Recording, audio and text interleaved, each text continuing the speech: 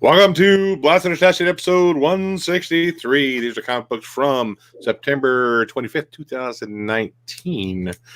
It's the first time catching the show. What we do is we take a look at the books that are coming out the week. We give them a read, and we talk about them. We blast the books we hate. We stash the books we love. Hence the name, Blast It or Stash It. Before we get jumping into the comic books, we'll talk. Make sure you give us a thumbs up and a like and a share. Let people know, hey, I'm watching these guys on YouTube. They're talking about funny books. I appreciate it. So I guess we'll go ahead and jump into the books this week. We got a few. You said it's kind of a light week for you. I didn't get a chance to read everything on my list, but we can definitely jump into them. Go ahead and give us your first book. You want to blast something? You want to stash something, Joe? Let's go ahead and get the odd book out of the way. Real quick, just want to say what's up, Double S. What's going on? Apparently, your uncle's not going to make it. He's got more important things to do. Sorry, family. Always there to let you down. Let's go ahead and talk about Harleen, whoever that is. I read this, and I fell asleep reading it like twice. This is horrible. Now, I should do the thing that you always do whenever you want to talk bad about a book, and I should immediately say something to the effect of, but the artwork was nice in it. Nah, it was mundane at best, much like the dialogue, much like the narration. So much reading and so little action going on in the panels. It was ridiculous. I don't think we need 4 panels of her being awkward. Like, we got it. We got it. You told us. Right? And it says so in the narration too. You don't need to double speak that. And it's just on and on and on and on and on about absolutely nothing. The one fight scene that was in here, the one thing that was kind of interesting, got played so quickly and ran through it so fast that it was just like, might as well not even happen. But yeah, the rest of this, I don't know. And it's another one of those, who is the Joker? What's the real story behind him? Yada, yada, yada. I'm in the camp that he doesn't need an origin. He is. He exists. And he's everyone or anybody. It doesn't really matter. It's what he does. I think we all find him. So just trope of constantly finding out who the Joker is. I don't know. And this is just so bad. Well, I can't say it's bad because that would mean that it was something else. This was just so mundane and just bland. It was just nothing. So hard blast on an oversized book. I'm a little opposite on that. I think this is one of the better of the Black Label books. I think it's better than the Batman Damned. I think it's better than the Superman one that came out, a month ago. Is it mundane? Yeah, I think it's very mundane. It's like, okay, this is all about Harley and her trying to get funding and her trying to say, oh, that fight or flight mechanism that people have, it gets overused essentially in their brain and they become broken, and they're trying to figure out how to fix that broken fight or flight part of their brain because it's constantly being overused, overstimulated in that constant state. I do like the psychology behind it. I do like psychology of criminality and stuff like that, so that interests me. But we kind of know Harley Quinn. I mean, what really sucks about it, Harley Quinn's she's this very smart woman, and it sucks to see her sucked into this criminality of the Joker. You would think that if a woman's that smart, she wouldn't be sucked in there and have the same behavior. But I guess it all falls back on her loving the Joker so much. The art wasn't too bad. I don't like the suave Joker, the handsome looking Joker, the tall, dark, and brooding. That was really freaking lame. Yeah. There was one little dialogue in here that I did catch my eye, and I thought it was kind of interesting. It was during that fight scene when Batman's fighting Joker, and she's saying, just like the moment after the flash of lightning in the distance, then comes a crack in the air, the sound of a massive flag fighting a gust of wind, and following it by a sinister laugh. I actually love that line because, I read that and I heard Batman's cape, making that sound in the smoke, and that, she couldn't see it. All she could hear was his cape flying around, and then the Joker just busting up laughing. that was an interesting. I really enjoyed that scene. But yeah, very mundane. It's like, okay, dude, I'd rather have a Batman story. But again, better than the Batman Dam, better than Superman, in my opinion. So I'll be picking up issue 2. It's not a hard stash, but it's definitely higher up on there than those other two. So Yeah, and as far as the psychology in it, which he's talking about it, we already know how that works. Like it's not a new concept. yeah, It's current time. We know how these things work in the brain when certain chemicals get drained, and then it turns into a thing, right? We already know that, and I guess maybe I wasn't supposed to know that, and maybe I would have been intrigued in it. But I was like, I can bring up a paper on this right now. Look, DSM-4 right there, and DSM-5 confirms it. I'd rather have that Harley right there. Now, I will say the 2 Walmart books that I reviewed last week, each 2 of them, Monsters and Ghosts.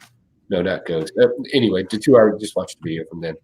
They had reimaginings of Harley's story as well, right there in the beginning. But they were able to get everything done in literally a page and a half. Mm-hmm. And then on to the story, which made sense. Yeah. And I liked that because we don't need to find out how hard somebody's life is to find out that something cool is going to happen. Now, am I getting issue 2? Yeah, I'm going to get issue 2 because I'm a sucker and I deserve my punishment. But I hope it proves me wrong. Yeah, so Double S said DC Black Labels have been a blast so far. Yeah, I think so. I think you enjoyed the Superman one a little bit more than I did. I liked the Superman one if you didn't call him Superman. Yeah, we totally reimagine that, and have the same kind of thing going on. You had a great premise for a new origin story for a brand new superhero, and you jacked it up because you threw Superman on it. So it's like, and I really think the Batman Damned wouldn't have caught the steam that it did unless it wasn't for Batwing. Yeah, I mean, that was the biggest thing that kind of propelled that, I think, into people buying that one. Yeah. And that was the running joke last year at Baltimore Comic Con, the Batwing. Yeah, I loved it. I think you're the one that posted. Maybe it was Drew that had the picture of Batman, the guy in cosplay holding the book, and you wanted to hold it down by his crotch. You said, "No, that's too far." No. I was like, you're a horrible person. Okay, let's talk about another book. Let's talk about. I'm gonna blast this book. I'm gonna talk about this. You didn't pick it up. This is Wolverine Annual #1. This is not needed. This is seriously not freaking needed. Why did I buy this? Why did I spend $4.99 on this? It was just Wolverine. He's going back to make amends. He's going to this old folks' home. This old lady sitting there, and she's, "What are you doing here?" Blah blah blah. I'm here to say I'm sorry. And then it flashes back to them in the 1930s. Them having a relationship. She was kind of an actor or actress trying to become an actress in Hollywood. He followed her out west. They had a relationship. She kind of fell in love with somebody else. His powers got revealed, and then they realized that she has been taken over by. It's a common character in Arthurian lore too. What is it? I looked it up. It was, damn it, LaFay. What's her name? Damn it, I had it here. But essentially, she's somebody else. She's trying to steal his powers. And he escapes, or he thinks he escapes. And the whole thing is just garbage. It doesn't tie into anything else. $5 for this crappy ass book. It was garbage. Just absolute turd. The art wasn't even that great. And I mean, this is some of the art here. There's Logan and there's the old lady. I mean, the art's just awful. What's up with everybody's noses in that? Like, they're big old wide noses. But yeah, garbage. Don't waste your money on this one. Double S says seems to be that DC Black Label books will never release the 3 Joker series. They said they would back in 2017. Yeah, you're not going to see that any given day. They just did. People would rush. Morgan Le Fay. Morgan Le Fay. Yeah. You recognize that character from Arthurian lore? Okay. Yeah. So, yep, that's it. It's just which is weird because that's a very interesting character. I'm surprised they didn't do more of that. It's who Mystique is actually based off of. Oh, is it really? Yeah. Yeah, it's just so. Oh, you're up there, Joe. Did you read Strike Force? I did not read Strike Force. I had it in my hand, but I picked up a back issue of Lois Lane, Superman's Girlfriend Lois Lane, instead of picking up that. So, oh, you missed out.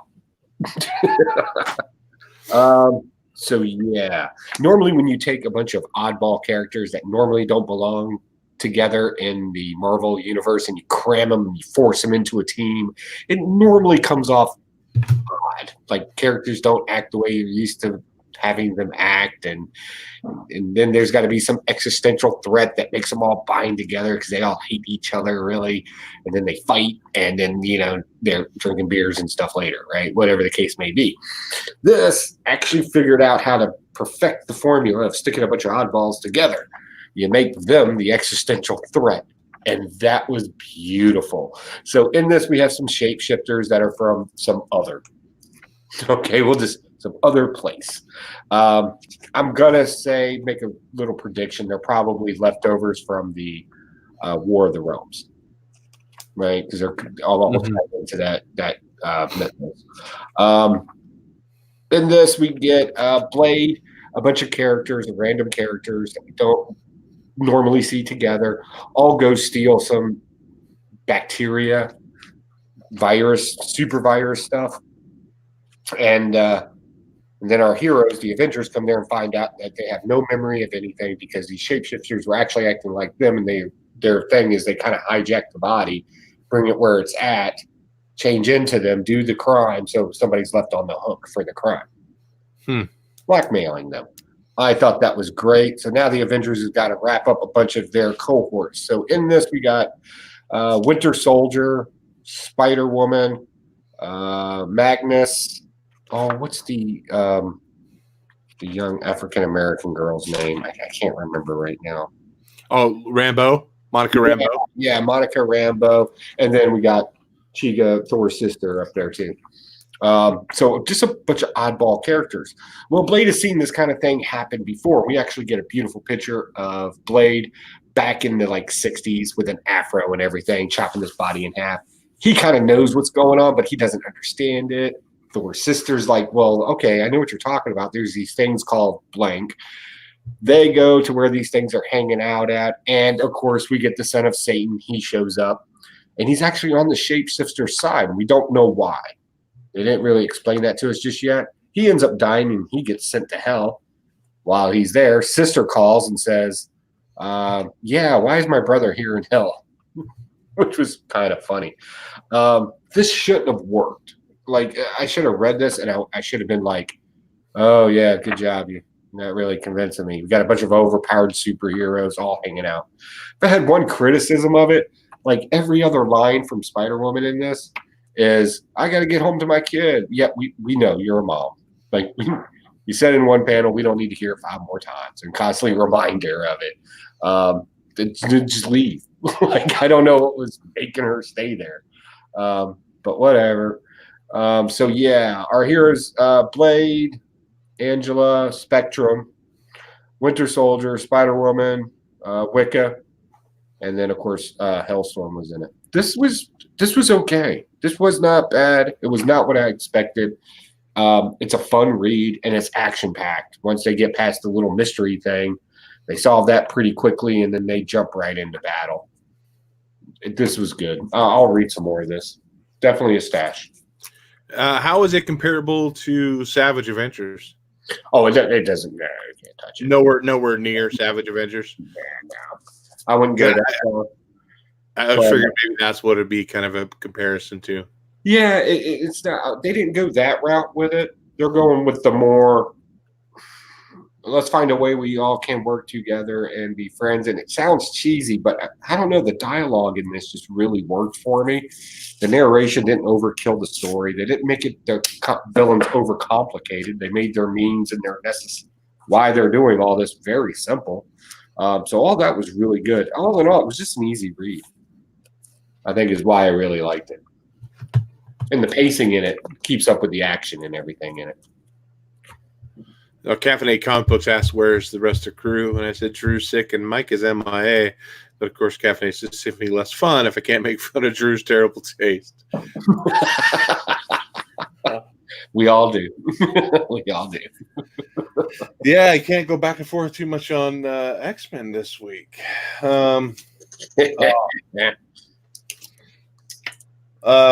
Let's talk about that. This book continues to be great, and that is Punisher Kill Crew number 3. It's just like I said, I was really hesitant on the first one. I'm glad I picked up 2. I'm glad I picked up 3 because this just continues to be a freaking awesome book. It has some great scenes, great humor in it, great action in it. I mean, it has the triple threat out there. Foggy thinks so in the last issue with oh my god, I'm horrible. Juggernaut being tied up, and they're going to go rescue him. So he sends Foggy down to go kind of distract him. He's like, "What the hell do I do?" And he'll shoot down there with a sword, trying to treat it like a court case. And why Punisher sneaks around the back, blasting people, which is awesome. And then Juggernaut gets free, and he says, "Told you I was gonna be essentially running through you," and he's just busting through people, breaking them up, and it's just badass. He's got that blue blood and guts and stuff all over him. So it's great stuff. And then what cracks me up is they have the one ice giant down, and Punisher goes to punish him, to go to torture him, try to get information from him. And he's slashing people, and his goat comes in and saves him. And as he's torturing him, so we have Juggernaut and Foggy sitting in the van, and you see the Punisher getting ready to push his sword under the frost giant fingernails, kind of like the splinters under the nails. Juggernaut just freaking pukes all over Foggy, after Punisher told Foggy, "I don't want you puking in my van." And he's blaming Foggy for it later too. But good God, this has just been flat out awesome. Loving it. But Punisher kind of tells Foggy he's going home, but he ends up tricking him, and he's not going home. But this is still a fun-ass book. They're going to get the blade because the one frost giant I think they're looking for is behind this metal door that nothing can break. They find out the black blade's the only thing they can do it. And so they're going after the Black Knight. It's Black Blade, right? That's what they call it? Ebony Maw. Yeah. So now they're going after Black Knight. Yeah. This is a great quest story that's been turned up on its head. That's really what this is. And it's just really great. The capturing of Juggernaut, the art in it is very detailed. Normally I'm kind of weirded out by this art because 1 minute they're like very detailed, and then another panel they'll be very lazy in it. But I mean, if that's the only criticism I got of this is awesome. Lots of humor in here, and then you get great action stuff like slicing somebody's face in half. Mm-hmm. The hard way. That's great. I like everything. Every time they get to a serious moment, it immediately gets undercut with some humor, and it's just awesome. It's fun. It's Juggernaut throwing up like some kind of frat boy with too many Long Island iced teas. We finally see the goat do something different other than just haul a van around, which I still think is a ridiculous premise, but it works in this. I don't know why it does. It's driving me crazy. My particular favorite part is at the end. Froggy's talking about, let me call my friends. They know me, blah, blah, blah. I know Daredevil. We're tight. And then, everybody's sitting around because we're still off the heels from War of the Realms. And they're sitting there and they're like, I didn't even know you were missing. I totally forgot about that. Yeah, sorry about that. And then he looks over at Thorn. He's like, because they're asking where the Black Knight is so they can get his sword.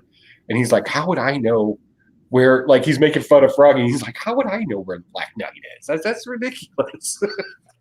So Froggy has to stay with the team as the odd man out, and they're going to chase off the Black Knight. I'm super excited about this series. This is great. I would love War of the Realms, and this is just like an extension of it. So I'm loving every bit of this. So yeah, if you're not reading Punisher Kill Crew, you need to go get caught up on that. It's just good. No deep meanings, no philosophy, no psychology. It's slightly meta. That's about the only thing I can come up with. Every time it wants to do something serious, it gets undercut with either some exaggerated goriness or some humor. And it's beautifully written. I love it. Okay, that was my book. Even though you just talked about it, you're up with your next one. What do you want? Did you read Avengers? I did not read Avengers. I have it here, but I have not read it. Dang, you can start reading Avengers, man. All right, let's pick something DC. Let's see what we got DC-wise here. Oh, okay, yeah, let's talk about Justice League Dark. You read that. I did read that, yes. All right, Justice League Dark. If it ain't one tragedy, it's another in this book. This thing is constantly in perpetual crisis with an overlaying crisis of magic being destroyed. And this one, we found out a couple of issues ago that Cersei is kind of like setting up her own little team. We still have the people that are down under. The teams formulating again to try to figure out what their next step is. We got secret rooms with artifacts in it. I did look at some of the artifacts in here, and I tried to look some of them up. Like the most popular one would be the Ace of Winchesters. That's actually the gun that what's his name? John Constantine used in Hellblazer. Oh, really? Yeah. I thought that was kind of cool. I like that kind of stuff. And then we get Eclipso. I don't like the way they've illustrated Eclipso in this. It looks too, I don't know, it just looks weird. We got to tap into Wonder Woman to find out if she still has any of that stuff in her from the Witching Hour, because they're going to need it. Wood Rune is now legitimately the most powerful elemental now. He infected Thing with the rot. Man-Bat, the Witch Boy got a hold of Man-Bat and kind of messed with his mind a little bit, so he screwed himself up by giving him some injection that's jacking him up. I like the bad guy team here. Again, it's another one of those bad guy teams where they're just throwing together the most random characters ever to work together. So you got Cersei, you got Solomon Grundy, you got Witch Boy, you got Wood Rune. I hate Wood Rune as a character, just overall. And then, of course, Eclipso is going to be thrown into the mix here soon. I like this. This is just good writing. The artwork in it really gets your attention. It's not too confusing. And it looks like we're going to get some of the after effects from Witching Hour going into the next issue. So, yeah, I would definitely pick this up. If you like that sort of mystical realm of comic books where they talk about artifacts and magic and ancient stuff, and they kind of take some things from history or even other comic book lore and kind of sneak it in there in certain spots, you would like this. This would be a good book to read. But, yeah, definitely hard stash for me. I like the setup of this story. This is going to be good. Yeah, this has still been consistently good. I've enjoyed it. Now, man, it takes a pretty big step back to go back to that Witching Hour, because that was last year. Yeah. I mean, most of the time you would think, okay, within a month or so, usually they're referring to a book. Not this far along in the story. All of a sudden, bam, we're back here to Witching Hour. Mm-hmm. We're back here to, which, another one too, Upside Down Man, he was supposed to be like this big thing in here, and he's was in here for only a couple of issues, and that was it. So maybe they're going kind of maybe back to him a little bit more too. Maybe he's going to show up some more with magic being broken. I don't know. Yeah, we know they are, because magic's broken right now, and the others, I think is what they call it, or the people down below or whatever, his little gang of people, they're kind of off plotting something. We know that from a few issues back. They're plotting something big on their own. So right after we get done with this, we're going to be launched right back into that storyline. It's weird storytelling to have it broken up like that, but I'll buy it. Yeah, it's pretty gruesome seeing Swamp Thing having the rot, and how he's decaying and all that. There were a couple pretty cool, gory panels of that. But yeah, this is still consistently good. So this writer is the one who's supposed to be taking over for Tom King once he's done. Yeah. Tinian. So maybe we'll get some more darker kind of maybe Batman stuff from this. I'm trying to think what else he's written. I think he did some. Did he do some Teen Titans and stuff? He might have. I'm not a big Teen Titan reader. I couldn't tell you. But yeah, Justice League Dark is being pretty good. Did you pick up the Bobo cover? Yeah. You had to. Monkey with the sword. You had to pick up the Bobo cover. It was a good Bobo. I've been picking up all the Clayton Crane covers. Our chat's not really moving here. We got 8 people watching. Anybody else read Justice League Dark this week? If you did, let us know in the chat what you thought of it, or what do you think of Tinian jumping on as the new writer for Batman. Caffeinated Comics said maybe we'll actually get Batman. To really go back, oh man, a long time ago. So, wasn't too long after we started this show, after Rebirth and all that stuff. With Jeremy I don't know if anybody remembers Jeremy that's in the chat still. He was a panel member. I don't like this Batman. I don't like this Batman who's thinking about suicide, blah, blah, blah, blah, blah. And I fought with him over that because I'm like, dude, I kind of like it because it shows Batman as a human, Batman having some of the same problems that we do, some of the same struggles. But now I really see where he was coming from with Batman. I mean, to go off on a tangent on to another book, but yeah. Oh, my goodness. Let's talk about... What's going on, Discovery Bay? Welcome to the room. I got all your stuff boxed up. We'll have that in the mail tomorrow. I don't see him in here. I don't see him. So let's talk about the plot. It was a book that was not really super spec'd on, but I like the cover B, the Swamp Thing homage, and there was a Witching Hour homage that was kind of a hot book that people were looking for. Did you pick up that? No, you said you didn't get plot. Never mind. Somebody else had the Swamp Thing one they were talking about. So basically, this whole story, the first of it, I mean, kind of reminded me of 2 different kind of horror movies. It kind of reminded me of Creepshow quite a bit, with the way this one character was at the beginning. There's this guy, he's like I think he's a doctor or a pharmaceutical guy. He's at this big conference, and everybody's celebrating who he is. And they talk about the family. They talk about his dad, saying, in order to get you need to give. So that's the whole thing of the whole story. You need to give if you want to receive, essentially. And they talk about that. You mean there's a moral behind this story? There's a little bit of moral, yeah. So there's 2 brothers mainly. So the one brother's a pharmaceutical guy or a doctor. He's at the conference, him and his wife. They end up going back to their house to do a little brown cow, maybe to celebrate, what was going on. And they end up getting attacked by his reanimated father to some degree. He calls him father, but they never really explain what it was. And the creature comes down and essentially sucks the life right out of him, bashed his head in, and it says, "First you must give." That's what the creature's saying. So I got a really good Creepshow vibe out of that. Just those few panels when this monster attacked his son and his wife. So very much a Creepshow kind of vibe from that one. And then it goes on to, they actually have 2 kids, the couple that got killed, and his little brother ends up kind of taking custody of them. He's going back to their family's old house. He's trying to fix it up. And they end up getting, the kids are in the house. They're talking about it.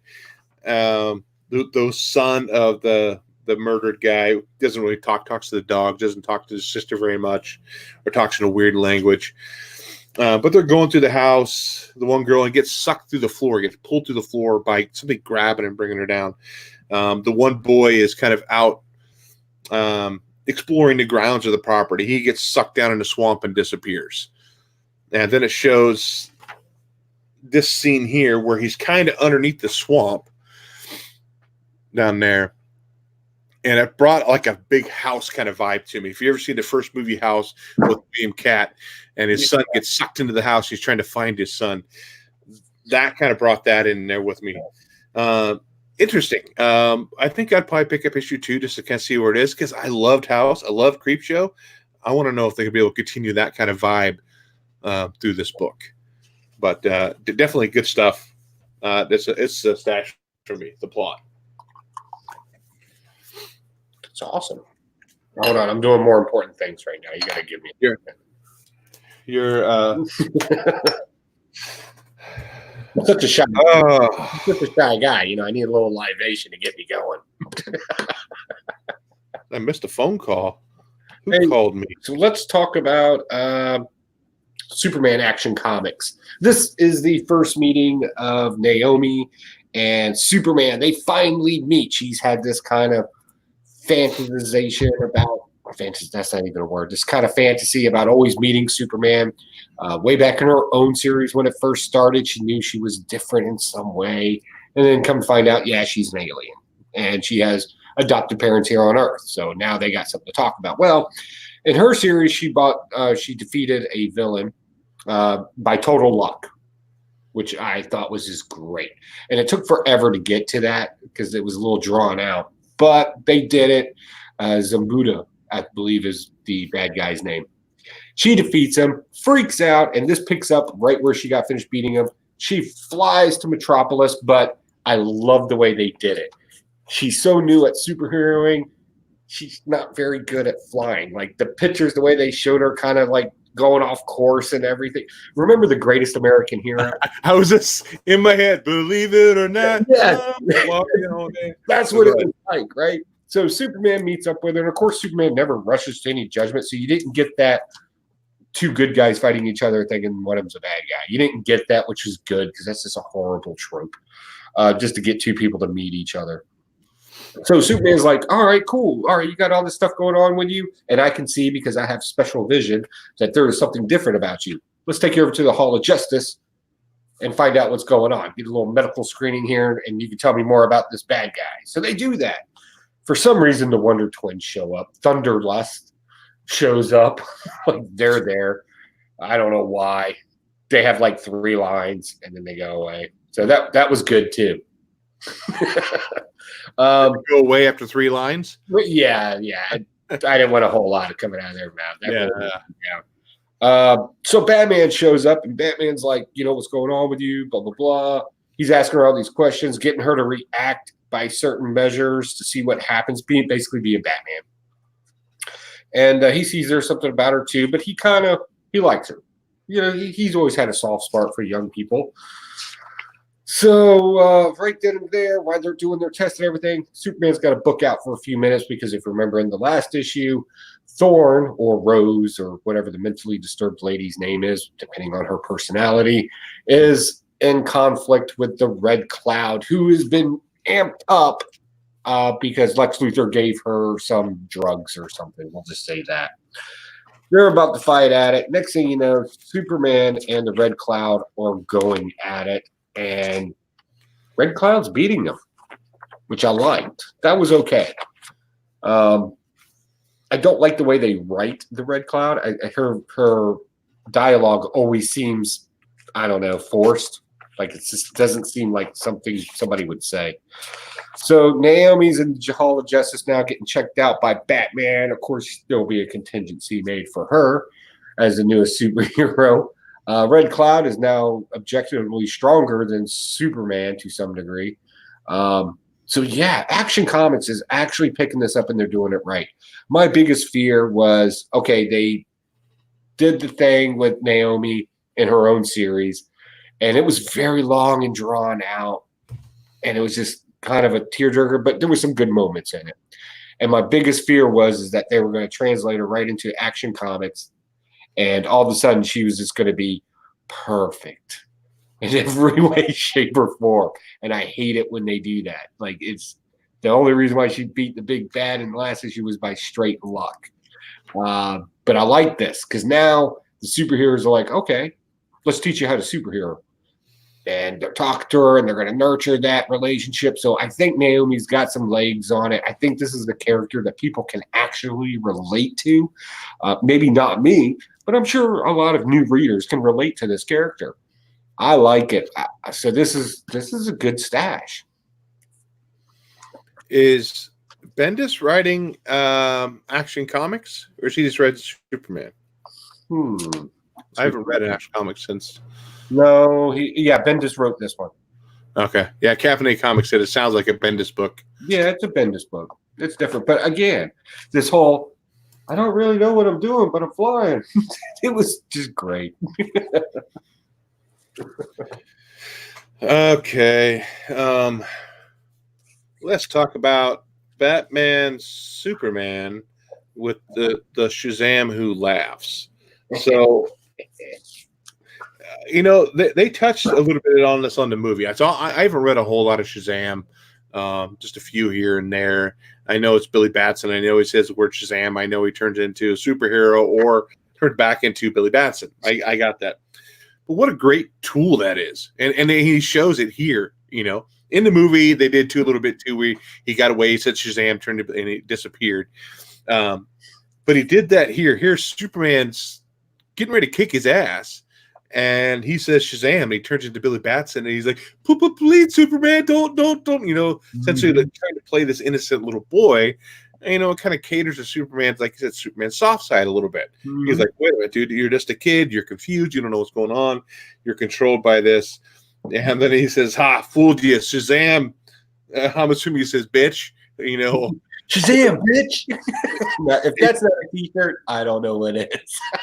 So, which was great. He also, he catches Superman off guard, ends up beating the crap out of him a little bit more, trying to stab him with this boomerang. And then Batman shows up, and he thinks, we're thinking Weapon of Earth could stop me, Batman, because he's flying his Batwing. And he says, no, I'm the weapon, essentially. That was just the tool, because he's always the weapon. So he ends up stabbing Shazam, who laughs, with a batarang, and then ends up knocking Batman out of the sky. So Superman has to choose: does he chase after Shazam? Does he save Batman? What's he do? Mm-hmm. So he ended up saving Batman, of course, and we get this Batman in. I'm assuming he's in the Fortress of Solitude. He's kind of frozen in this chamber, end up breaking out, and trying to figure out what's going on, because last he knew, he was falling through the sky, and he gets a little ticked at Superman for not chasing after Shazam. But but they come up with this plan. Essentially, the only way to get to Shazam, or the Shazam who laughs, is to use the Batman who laughs and kind of use his powers against him, essentially, and they create at the end of it a Superman who laughs. So it's just the world's finest are back together again, which is kind of a cool take on that. You got your Superman who laughs, the Batman who laughs, the world's finest dark side. So, but Batman's just kicking back in the little chair, and the clock is ticking. Doing his Batman thing, where he's not telling everybody, or not telling us as a reader, what he's got going on, but he's got a plan. He knows what's going to go on. This was pretty good. I did enjoy the Shazam using the Billy Batson as a tool to get the upper hand on Superman and Batman. I thought that was great. So this is definitely a stash. I don't see it as a big key by saying, "Oh, the first appearance of Shazam who laughs." Whatever. I don't care about that. But good book, nonetheless. It's a minor character at best. Yeah. Yeah. This was epically awesome. I mean, we always talk about how Superman's overpowered. Well, maybe not so much. Like, it's easy to strike him at the heart. When you have a little kid and you want to play innocent, that was just beautifully done. I like the Shazam bitch line in there. That was just epically awesome. Caffeinated Comics, you would have to, you definitely need to get this from 1 and 2 if you like just this good guys gone bad type of thing. I thought they spent a little too much time on the whole Batman being in the the healing crystal thingies. That nobody cared about that. But yeah, I like where this is going. I like the fact that we have other superheroes that are infected or trying to be infected. And yeah, Superman, the grinning or the smiling Superman, whatever you want to call him, that is just great. And of course, the next issue, it's Superman undercover, so we know something hinky's going on there. My first prediction was that they were going to do where they did infect Superman, but because of his superpowers, he's able to postpone it, like what Batman did in The Batman Who Laughs. You know, the clock's ticking where he infected himself. That's probably what they're doing right now with the antidote, now that we know that there is an antidote for it. But regardless, this was just, I'm so hoping the next issue that we find another superhero that's infected that's just as equally powerful. Like, I would love to see, like, Aquaman be infected, you know, the fish that smiles. That would be awesome. Yeah. Stash. To go back to, I forgot they were talking about the nth metal, what the batarangs were made out of. Yeah. And it says the batarang Shazam was trying to infect me with, and the one that must have used to infect him, it ran through the Fortress computer, and nth metal was used and infused to create a serum by the Batman Who Laughs. But each crafted is to infect a specific person. Yeah. So that's kind of interesting too, to see how that's going to play out. And we got the visual hit with that too, with the boomerangs, because one has an S on it, one has an at. So I'm assuming it's going to be the Trinity that's going to get infected right up off the bat. So the next one may be Wonder Woman. That would be awesome. Discovery Bay says that what did he say? He enjoyed it as well. Caffeinated Comics says he has to check it out. Brandon's back in the room. What's going on, man? What's up? Fellow comic review show. Definitely. What's going on, my man? Oh, goodness gracious. I'm yawning already. It's not even 8 o'clock here. Oh, you're up. What book you want to talk about? Oh, am I going to talk about stuff? Let me talk about stuff. I know Drew's going to be upset, but I'm going to go ahead and talk about Powers of X without him here. Yeah, Drew's not here to defend himself. You know, I haven't said anything bad about the book. I've actually enjoyed this book. I love the fact that they're going the route of communism. It's absolutely hilarious. So Powers of X is taking us back to where that wearable cerebral was able to be made. Forge actually constructed it. We find out more about Emma Frost's kind of dealings. We go back in the past and find out that what made her the politician of the group and all of that. And I'm liking all this, and I'm taking notes on all of it, because when this series is done, I'm going to do a review on the entire thing, because they're stealing. I found out.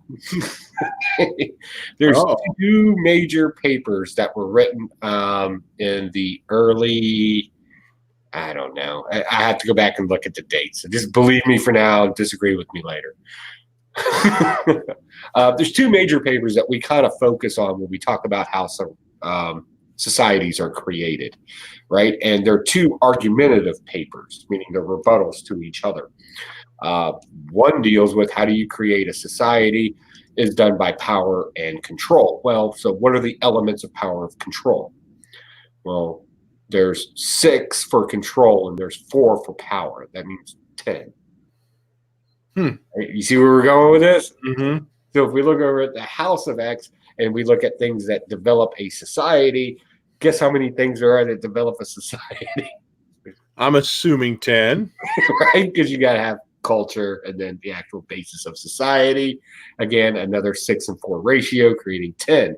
And then we have the living embodiment of the major 4 things that create a society in this. Again, I'll get deeper into this later. I think it's very, very interesting. But somebody obviously read this because it fits so perfectly around it. And the great thing about the two papers, not to get too deep into this, but at no point does it argue that these are things that make a good or bad society. It just, because these components are needed. These are the things that are needed. which is just absolutely awesome. So, with these things, what actually determines if it's a good or bad society is actually something that's considered to be um, a perspective of culture. Hmm. Nobody thinks they're a bad guy. Everybody's a hero in their own story. Oh yeah, So yeah. it's Everybody thinks they're doing the right thing. yeah, it's so weaved into this storyline right now. I just can't help. I'm definitely when this is said and done, we'll sit down and we'll break it down and we'll actually break down each one of these things and we'll bring it up. And if I get any better at editing, I'll give you examples. But oh my god, this thing is so awesome. I love the way this is written. I don't think it's going to have a very positive ending. I just don't see it going that way. Now you say stealing, or do you think those two papers have influenced? Or do you think Stealing? Okay, there's no plagiarism. When I said stealing, I meant that facetiously. Really, I think the guy he's basing a lot off of the writers. I think they're basing a lot of it off of these two papers. If you took three major ways that this paper could have touched somebody's hands. One, if you took a basic government course, like a poli-sci course or something like that in college, you would have read the papers. If you took anything dealing with social services, psychology, any social sciences, you would have read it there too. They're pretty popular papers. I'll be sure to cite those later. Yeah, at the beginning of this book, what we're doing, you see Xavier talking to Forge, trying to figure out, because Forge has helped him build Cerebro, and then Henry has helped, after that. But so instead of finding all the mutants, Magneto's wanting to be able to back up their memories, essentially. They're what you say?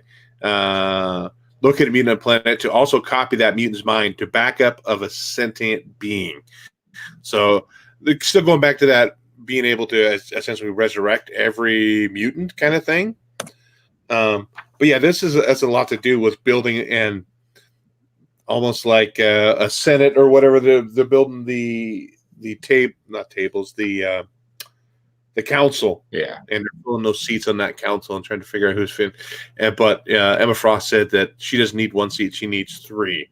Now, I don't think it explained yet who those other two people are on those seats, does it? So it leaves it at that. Three.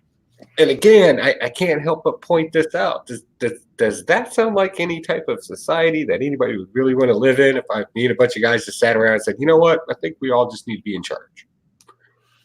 Yeah. They know what's good for the people, right? Oh, they know it's good for mutant kind. So beautiful. So, did we find out that Namor's a mutant? Has he been a mutant? I didn't think he was a mutant. I guess by definition, he would be more mutant than everybody else on Earth. Yeah, but Namor has his attitude essentially: "Go away, little man. Come back till you actually need it." This brings up another point. So, if we look at, and again, not to get deep with this, but this is very interesting. And this is why I always say comic books can make you smarter if you just know the right words. Namor, right, as a ruler of his own country, has always been an isolationist. They're kind of like what Black Panther did before, they opened up the borders for everybody. They're isolation. They don't want people in. They don't want people out. They just want them, right? And Namor's always been that kind of isolationist. Whereas Xavier is trying to tell everybody that, we're mutants, we should all be together. So therefore, he's focusing more on the race and not culture or society of people and why they should all come together and be under one. The truth is, at the end of the day, it doesn't really matter because they're all humans. Homo superior or Homo sapien, they're still all, it's just an adjunct to it. It'd be like if Neanderthals lived today. Would we look at them any different? Or would they look at us any different being the older species? So is you saying it is a deeper meaning for safe spaces for mutants? That we're looking at safe spaces? I think somebody's making political pundit points in here. I think they're kind of being overshadowed because it's an X-Men book. I could be wrong. We'll find out on the last two issues of each one of these stories. Caffeinate Comics says Namor is Aquaman whose cornflakes were peed in. I'll buy it. Yeah, so we only have how many books left? 2 books, one House of X, one Powers of X, and it's going to be over in the middle of October. And yeah, I'll probably end up going back and rereading all of these again. Yeah. All they are coming out weekly, so which is nice. You don't really forget what's going on. Yeah. Not like what's it? Doomsday Clock. Yeah. Freaking coming out every 2 or 3 months, so you don't know. Ray brought up a good point. He says Namor was referenced as the first mutant in a movie. I remember. I'm not sure which movie that was. Yeah, the only thing I know every kind of reference of Namor was at the end of the last Avengers movie, talking about some disturbance in the ocean. Yeah, check it out. That's the only thing I remember of any kind of Namor reference.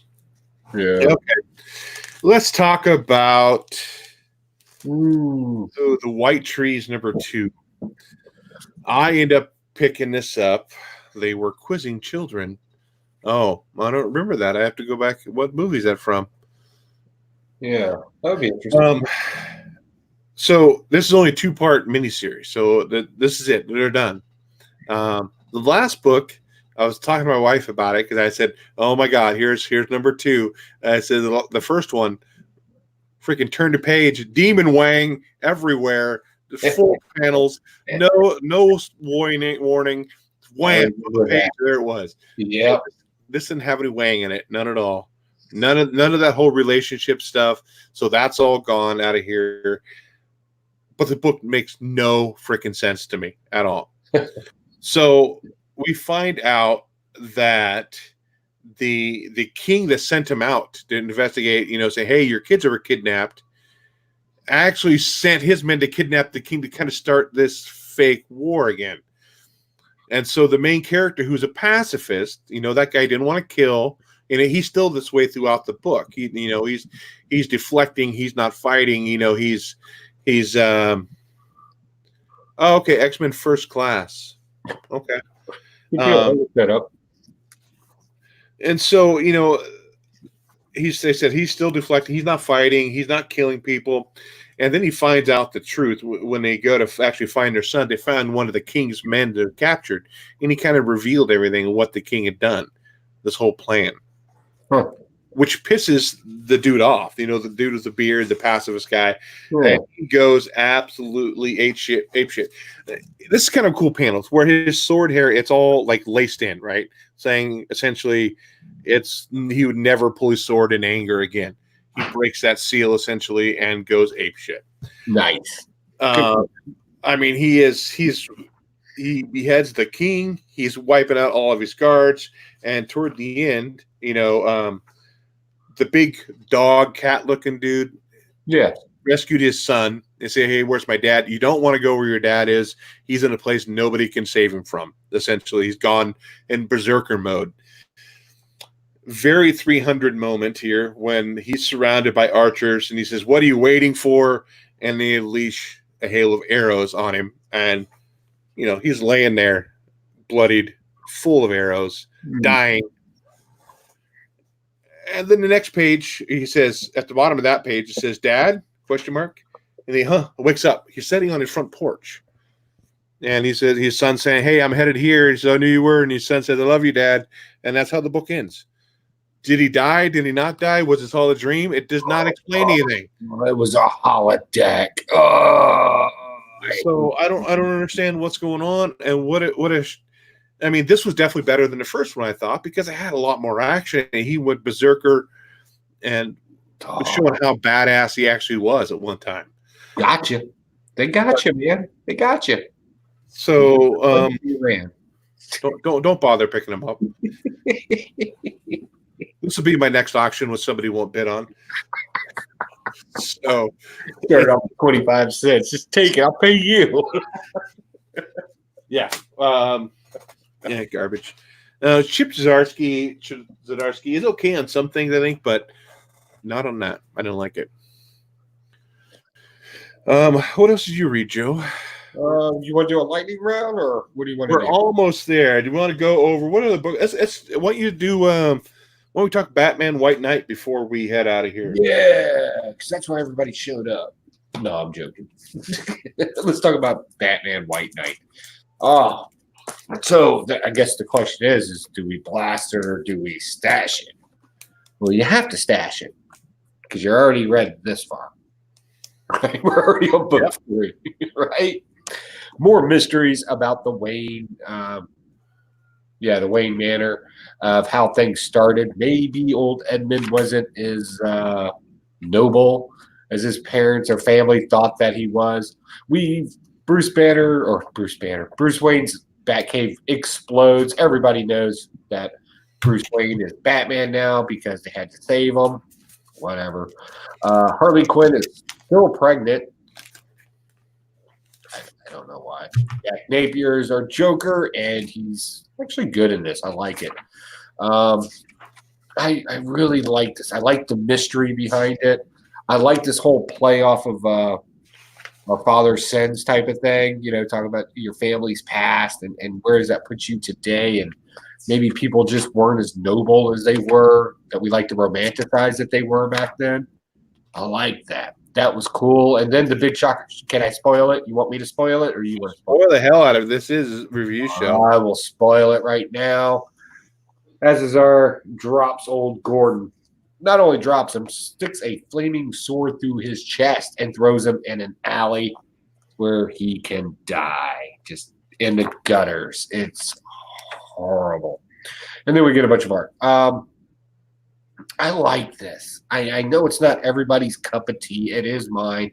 I like the mystery behind it. I like Azazel as a bad guy, / he thinks he's a good guy. Again, I go back to my original statement. Everybody's a hero of their own story. He's definitely on a different story and a few pages ahead of Batman and all this. Oh, wow, that's good. I should write that down. That was really good. So, yeah, I like this. This is so imaginative, I think is the best word for it. Every bit of it. Definitely pick it up. I like the way this is built, too. I could care less about Harley Quinn in this. Really, that could have just been anybody else at this point. But other than that, yeah, if you're not reading this, you're missing a good story. I mean, not to tell people what to buy, but I think this is a good story. So, yeah, in this book, Bruce Wayne or Batman reveals he's Bruce Wayne to Harley Quinn to get to trust. Was that really needed? I mean, wasn't that kind of the thing in the last issue? The woman came and threatened, saying, "Hey, if you tell everybody who you are, everything's gonna come crashing down. The economy is gonna crash, everything, because everybody knows that Bruce Wayne's Batman, and then that will destroy the whole Batman recovery fund or whatever that is." Yeah. I think at this point, no, it doesn't really matter. So, and we're now also now Batman's going to be a doctor and deliver a baby down in this cell at the bottom of Arkham. The other thing it didn't fit for me, and I'm not saying that it was horrible, but Bullock, the character of Bullock, has always been like this sexist pig. That guy. He's not this guy here. When Gordon announces he's retiring and he's going to have Montoya, was it? Yeah, Montoya. Step up, essentially be the new commissioner. And she says, what about Bullock or 100 other people that are more qualified?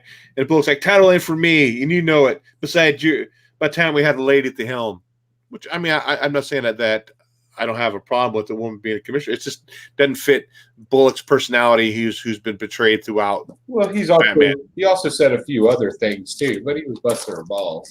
Yeah, but that was different. That was him as her being part of the group, but it wasn't like him being serious about it, Yeah.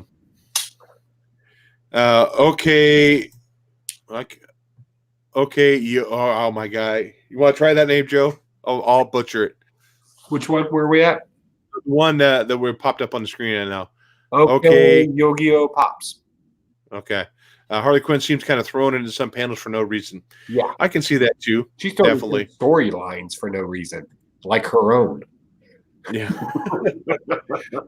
The whole thing too with Harley Quinn and Batman, she's like, "Oh, you really liked me. You bought me this dress," and they're going back and forth, and you trust me. You must really love me. Bruce Wayne's gonna be my baby daddy. He's seen my hoo-ha. Yeah, like I said, I want to see more Azazel doing crazy bad guy stuff than Harley Quinn yet again trying to figure out the Joker. Caffeine Comics said Harley has been overplayed, overexposed, not in a good way either. She needs to disappear for a little while. I agree to that too, but I definitely love the sidekick Harley Quinn more than the Suicide Squad, the new modern version they have of her. That's just me. I like the one that was in the Walmart comic book. God, I wish I didn't put it away. Where she was handing out video games. It was the Walmart story. I want to say it was Villains. It was Villains, right? They gave her a new origin story. They explained the whole Suicide Squad thing. And then they left off with her giving a bunch of kids and people like these little Game Boy things. And then they were bombs at the end of the day. Huh. Like I was like, man, I want more of this Harley Quinn. This isn't this Harley Quinn. I like it. Oh, you mean Deadpool Light? I'm assuming you're talking about the old Harley Quinn with the Jester uniform. I showed this picture earlier. Yeah, this Harley Quinn. Why don't you come ride your Harley, Mr. J? To go back to way back at the beginning of this show, we're talking about Harleen. That was that very last line of that Harleen book when, because Joker had multiple different personalities, or he like I slept through one, he didn't do that. Call me Jay, okay, Mr. J. That kind of thing. Murphy's a good writer and artist. Punk Rock Jesus is excellent.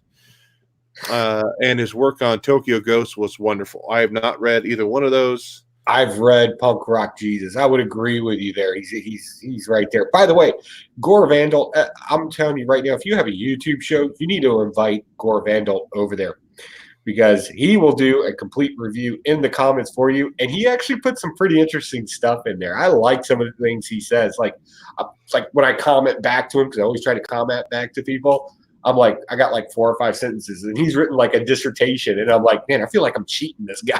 Like I need to put some more in there.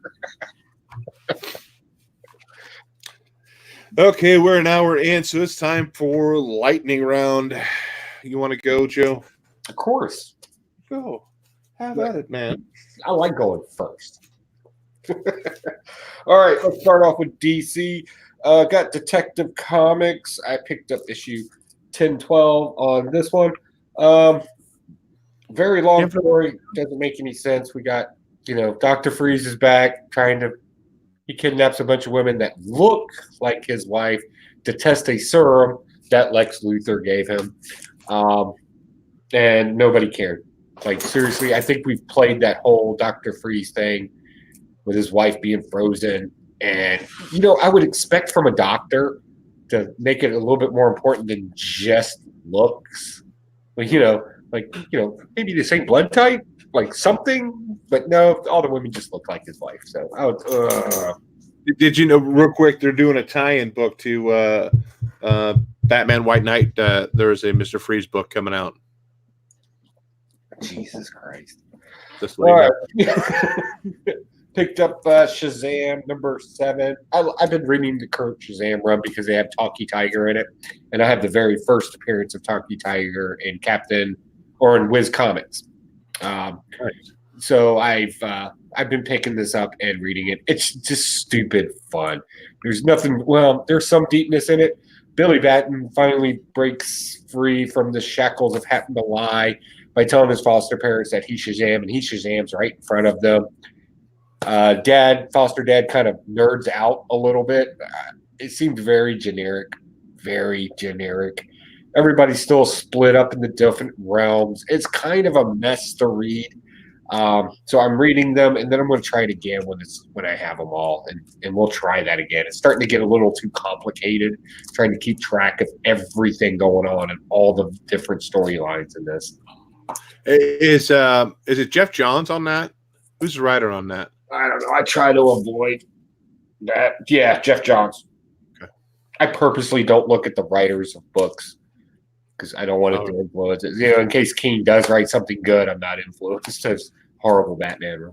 No, gotcha. Next, Freedom Fighters. I like Freedom Fighters. This is probably the most patriotic one there was. At first, I thought it was kind of cheesy, a particular scene in here.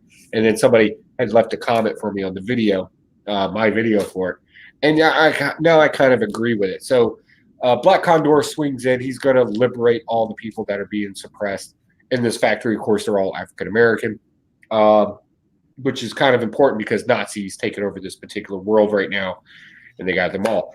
And he's trying to liberate them, trying to get the serum. Don't worry about it. It's comic book talk. You have to follow the story.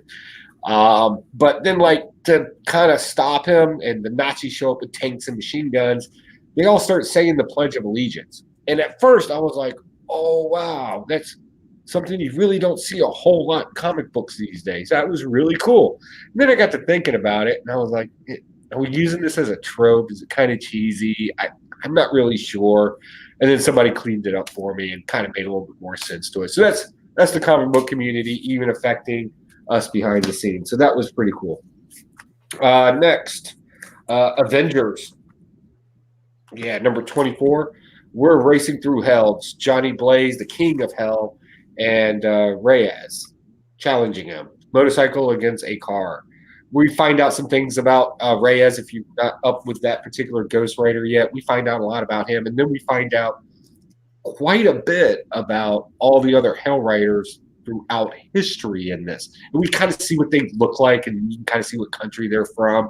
It was really kind of cool. I like what they're doing with that. That was pretty slick. And we also find out that there's something else out there right now. If you don't know, we're about to come up on a Hell Rider. They're relaunching it back into its own series again. And I think we got our first mention of the bad guys in this one. They're called the others, or the lesser ones. And then the guy immediately cut them off and was like, but we don't need to speak about that. And then they chased off the dialogue so you would forget about it. I like it when writing's done like that. So that was pretty cool. I'm excited about that. Ghost Rider coming out next week. You talk about that new run? Yeah. Next week. I think we're going to get some of this bleeding into that. I think it's going to be pretty cool. Okay. Next, Thanos, number 6. It closes out this particular run of Thanos. I thought this was a weak ending to a great comic book run. We find out the little kid that Gamora's been hanging out with is actually Child Magnus, because Magnus is all through the story. And when him and Thor had it, or not Thor, when him and Thanos had a problem fighting each other. It's weak. They finished up the flashback scenes, but then when they came to current time, it was basically, now fly, bird, fly and be free. She lets the little kid run away. It's so lame. Next, and probably my pick of the week. I know I haven't said that yet, but it's Amazing Spider-Man number 30. This is the 1 in 25 variant right here. We find out something kind of interesting in this. We go back a few issues and we see Kindred. He's our villain that looks like Mumra. He obviously has some sort of history with the Osborn family, or at least members of the Osborn family, because the way he talks about them, he knows intricate details about this person. So now the question is this Kindred really somebody else that's just calling themselves Kindred now? Or what is that? So we definitely got something we can sink our teeth into there. Great Spider-Man action happening in here. And it's all tied into Absolute Carnage, which makes it even better. Last but not least, pretty violent. This is like a grilled cheese sandwich. The recipe's in the title. It's pretty violent. This is a grilled ham and cheese? Or just grilled cheese? I'm just saying. Look, it comes off like this kind of cartoony thing, but this thing is dropping F-bombs and everything else in it. And surprisingly, I actually got a little philosophy out of this about how family dynamics work and how families actually want to help you, even if you're the black sheep. So if you don't know, the little girl's family are all supervillains. She's trying to be a superhero. So they legitimately stage an incident where she can come in and hit and kill, because the guy can't really die, a family member, just so she looks like the superhero for a change, because she went through some identity crisis in the Hall of Doom or whatever. I'm liking this.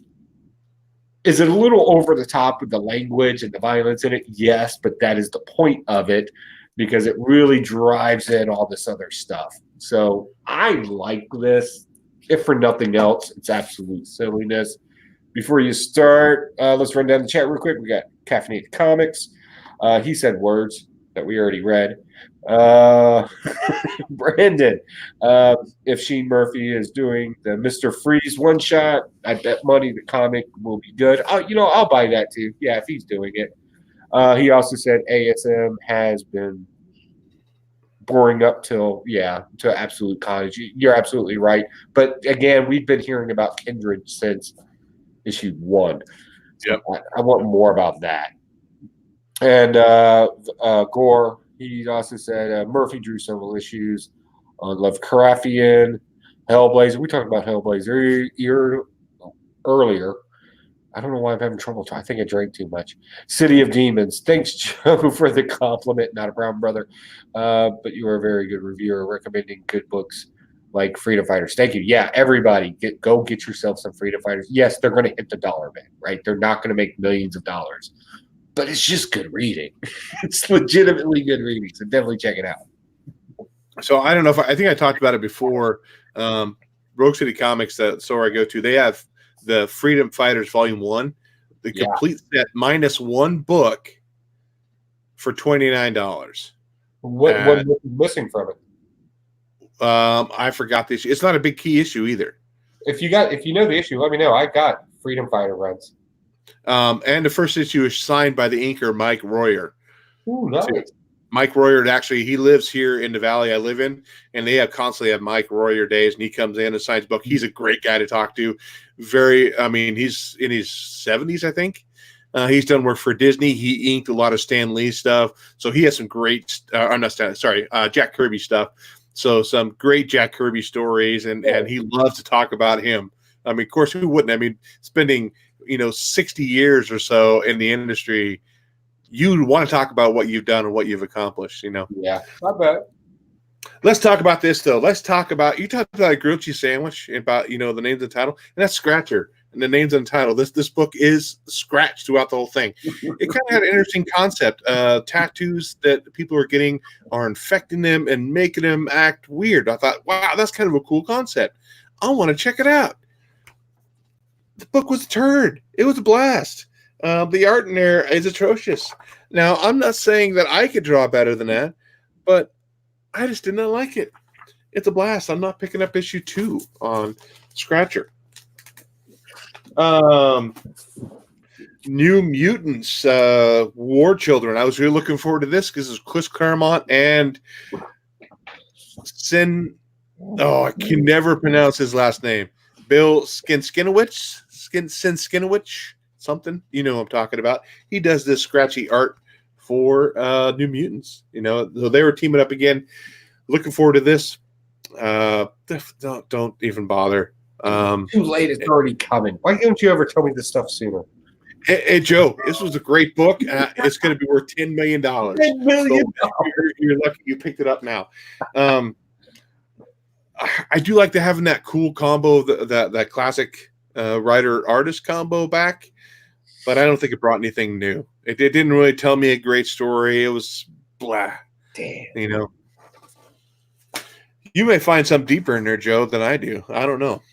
Tommy Gun Wizards. This is still pretty cool. I do like the again, the historic aspect, but let's add wizards. Let's add all this stuff in there. So it's still good. Sienkiewicz. Bill Sienkiewicz. Jackio's on it, bud. That's like when I say omnibus, I have to think it out in my head before I try to kicking that word omnibus out, because I always screw it up if I look at it. Thanos number 6, I agree with you, was kind of a lackluster ending on that. The only thing I did like was Thanos had a plan. He always had a plan, regardless of his group turning against him. That was all essentially part of the plan, and he knew that Magnus's power came from his church, his people. What's he do? He decides to destroy his people and his church to make him weak, to take care of him out. That was interesting. But other than that, it was kind of lackluster.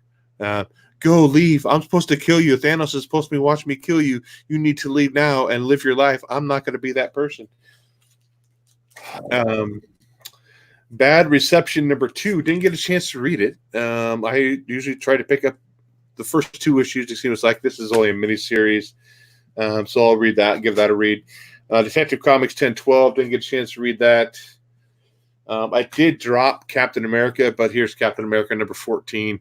Because if I ordered it, I feel obligated to pick it up. If I put it on my pull list from 2 months ago, I said, I hate it, but I said I'd buy it from you, so I'll go and buy it from you because I feel bad. Notice I didn't have a Captain America one. I noticed that. Avengers, I got that, but I haven't read it yet. I'll probably give it a read. But that last night I won this great book talking about Ghost Riders racing each other. I got a book from Joe last night about Ghost Riders racing each other, an older book. What's going on, Hunter Thomas? Welcome. We're just finishing up through our lightning round right now. Pretty great Jenny Frison cover for Wonder Woman. Oops, where am I? That's a pretty great cover.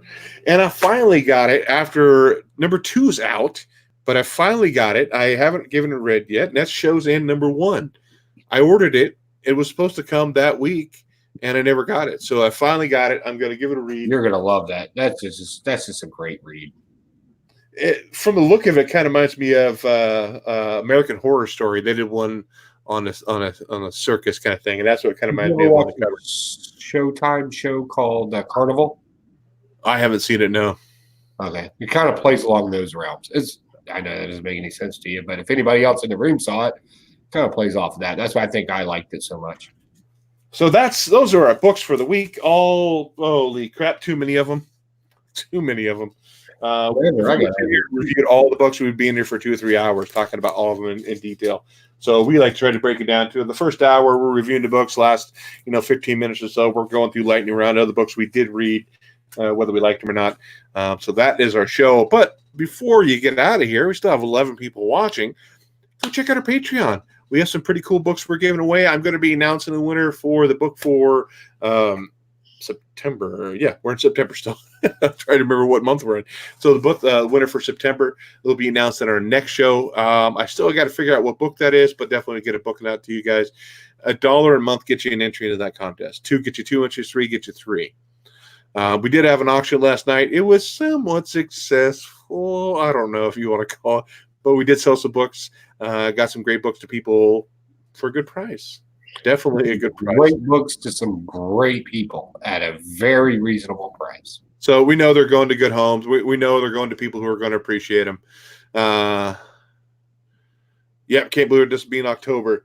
Go check out we have a Facebook page. We have a Twitter. We have an Instagram. I've been really lazy lately posting anything on there. I've been so busy. As a matter of fact, you kind of disappoint me a little bit. You need to step up your game there, boss. I'll try. I'll do it again. We also have the podcast. Mango Bed 717 says later, guys. Was he near the whole time? I didn't see him. Just chilling in the background. He catfished us, damn it. So yeah, all the social medias were on there, and we have the podcast too. So if you missed this show, well, if you missed this show, that means you wouldn't be listening to it. But if you want to listen to it again, but in audio form, you just want to hear our sweet, sweet voices, you can listen to the podcast. So yeah, and you can adjust the volume. You could fast forward through other parts if you don't want to. Mango Bed. I say Mango Beard. Mango Bed 717 said he's been here the whole time. Yep. Nice. Okay. Well, thank you. We definitely appreciate you jumping in here. You feel like you was doing all on that. We do appreciate you jumping in here too. Caffeinated Comic Books. So with that. Don't forget to like, subscribe, and also hit that bell. You never know when we're going to have an auction or when we're just going to pop up and just start talking on here. Definitely check it out. And I'm gonna be honest, I won off of our Patreon thing. Look, I don't want to take all the prizes from you people. Jump in there, get yourself some of them comic books, because you never know. Sometimes I take it, sometimes I'm like, nah, give it to the next guy. So definitely hit that like, hit that subscribe, and definitely hit that bell. Yep. I'll be back live tomorrow morning, probably about 10:30 Pacific time, to look at the books that are coming out this week and kind of trying to do a budget, trying to pull the books out. Because, again, too, I have stacks of books here and I didn't read them all. I'll spend a lot of money. I don't want to do that. I want to try to rein that in a little bit. So come join me tomorrow, look at the books I'm pulling this week, and tell me what I should and shouldn't cut from my pull list. So, If you're yes, going, sir. if you're going to Baltimore Comic Con, comment down here on the down below. Just give us a comment saying I'm going to Baltimore Comic Con. Let us know, because that way you can hook up with us and meet us. We'll be doing meetups throughout Baltimore. Myself, Spectacular Spider Grandpa, Drew Manchu, and then like everybody from Comic Core. We're all going to be hanging out, and we want to hang out with you. And all that good auction money that I make, that's to buy people libations. Libations is a fancy word for alcohol. Con alcohol or alcohol after the con? Because con alcohol after the con. I don't stay sober at cons. I don't know. I may have a problem. That's how you get those good deals. You get you have a little liquid smoothness in you, and you're able to talk those guys down out of them great golden age books. Nobody wants to deal with a drunk. Get him out of here, please. I don't care. Go. Okay. We'll be blasted with a stash. Happy reading, and we'll catch you guys next week. Thanks, Al. Laters. Oh, you shot me, bro.